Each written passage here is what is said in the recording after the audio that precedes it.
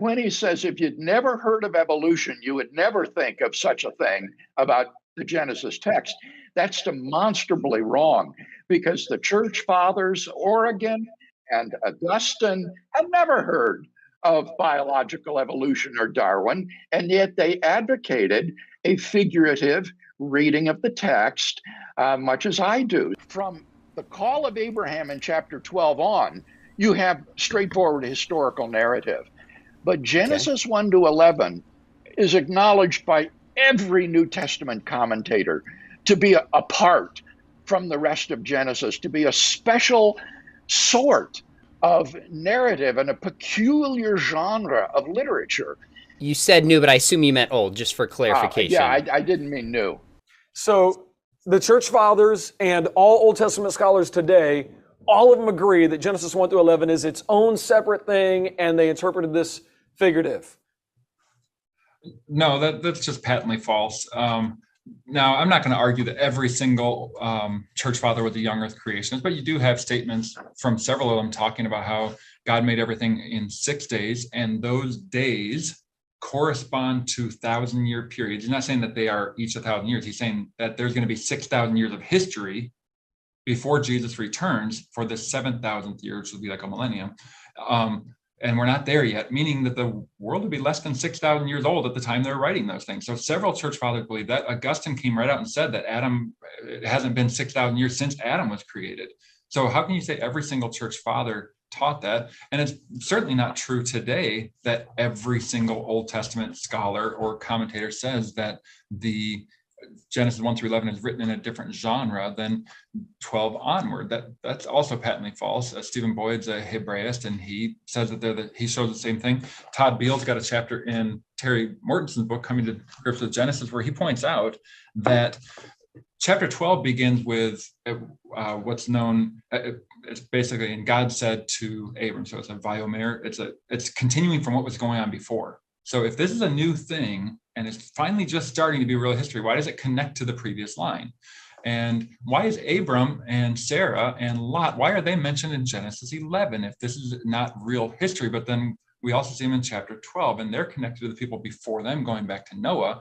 You have the same sort of, if we can say, like subheadings or headers in the book of Genesis. 10, it appears 11 times, twice in the Esau account. So like 10 different ones where it says, this is the book of the generations of so-and-so. Those are known as the Toledot. You have 6 of those in Genesis 1 through 11 and 4 or 5 counting the double of Esau in the rest of the chapters. So obviously who's ever writing this, Moses, is showing you they're the same style. In fact, we know they're the same style. They're written as historical narrative.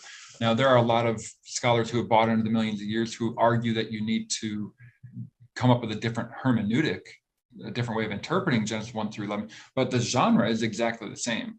And so there's no reason from the text itself to apply a different hermeneutic. Certainly the New Testament authors don't. Certainly Moses doesn't when he refers back to those chapters. So in Deuteronomy 32, when he talks about how, remember when God separated the nations and he divided them, he's talking about Babel.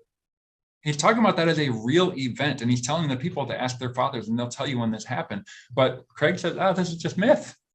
And yet Moses is telling the people in Deuteronomy 32 to ask about that, because it's a real event. And you see Jesus talking about these people and events as real people and events. Of course, he tries to address that in his book, and I think fails miserably.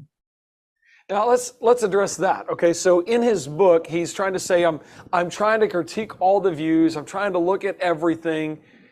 And yet I read a document, a review, a rebuttal of his book that you wrote. Actually, I want to make that available to everybody if you're cool with that.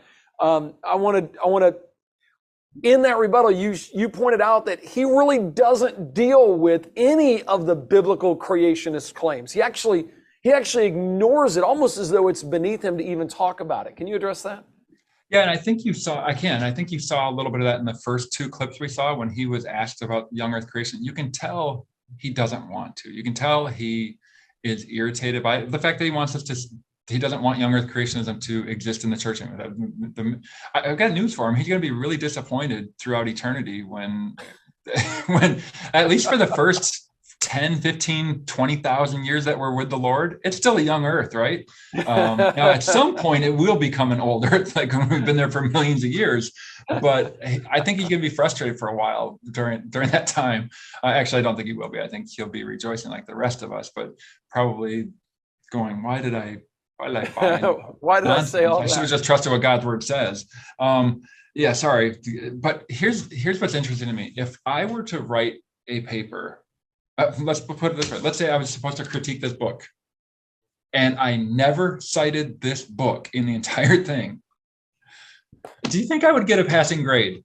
No, that's not academic. If I just summarized 4 times out of 400 and over 400 pages and made 4 little statements summarizing something that he allegedly said, and immediately said this is a wild theory or this maverick view, and that's all I ever said about this book, would I get a passing grade? I think ChatGPT could do better for you than that. Do you realize that's what he did with young earth creationism? He never, as far as I could find, and when I looked through the bibliography and everything as well, he never quoted a young earth creationist. He did allude to 4 different writings from 3 different young earth creationists, and immediately after citing them, he says something like this maverick view or this wild theory or this radical theory, something like that.